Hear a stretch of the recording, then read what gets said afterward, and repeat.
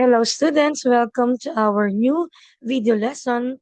Today's lesson will guide you through important ideas that can apply not just in school, but in real life situations as well. Let's begin our lesson. So I want you to look at this illustration, okay? Then looking at the picture, what idea or concept does the illustration show? Or what message or situation is being portrayed in the illustration. Okay, so it's very clear, no, that in this situation, there is a what we call workplace conflict. Now, let's have a quick word association. When you hear the term workplace conflict, what words or phrases come to your mind? Okay, so if your idea are the following, serious disagreement or argument, then you are correct. Aside from this term, we can also say that conflict is any disagreement, misunderstanding, or clash between people in a work environment.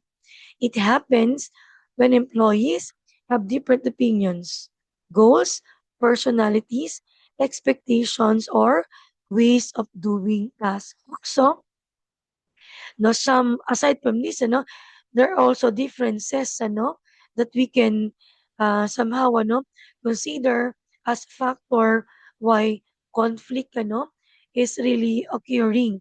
Number one, aside from this, are ideas, different ideas, values, needs, or expectations. And it happens naturally in any organization because people come from different backgrounds. And remember, we have unique personalities and we work in different ways. Now, let's talk about the different types of conflict in workplace. The first one we have here is the task-based conflict. It occurs in situations when team members rely on each other to complete a task or project. When one person on the team doesn't complete their part of the task, it can affect another team member's ability to finish their part on time. So, for example, if an employee always turns in their reports late, then it will cause the accountant to be late with their reports as well. So, for example, if you're working in an accounting firm, and some of the unit fail to submit it on time, then the accountant or other people who are working with you will be late also with the report needed in the company. So to avoid this conflict, make sure everyone on the team knows what they should be doing in their position so tasks can be accomplished efficiently and on deadline. So the second one is you have this creative conflict, So conflicts regarding creativity and ideas are much likely to happen because employees may come up with different ideas and have different reactions towards those ideas, which can lead to competition. Next, personality conflict or clashes. So personality clashes are considered as one of the most common types of team conflicts. So these type of conflicts are caused by differences in personality among team members. So you are not always going to get along you know, with every person in the office, whether, you know, they're your coworker, supervisor, or peer. Now, it can be challenging to work with someone whose personality disagrees with your own. However, it's important to try to understand their differences and learn how to work together peacefully and productively.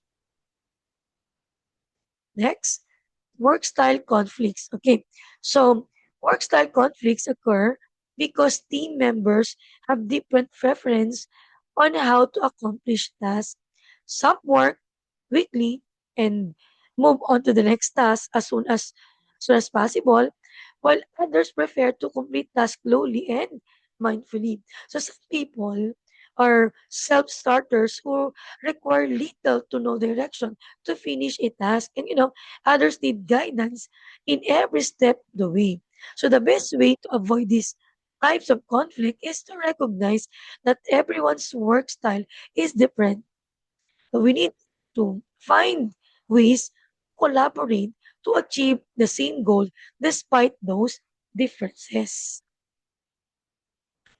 Next, leadership conflict. So some conflict occurs because of differences in leadership style.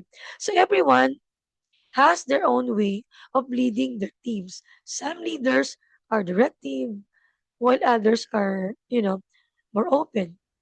Some are inclusive, and also some are, encourage everybody to do collaboration.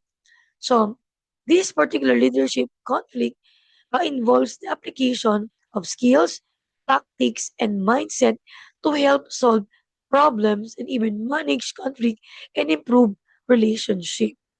Okay, so this is the end of the slide, and I hope that you learned something from this short video lesson. See you on the next video lesson.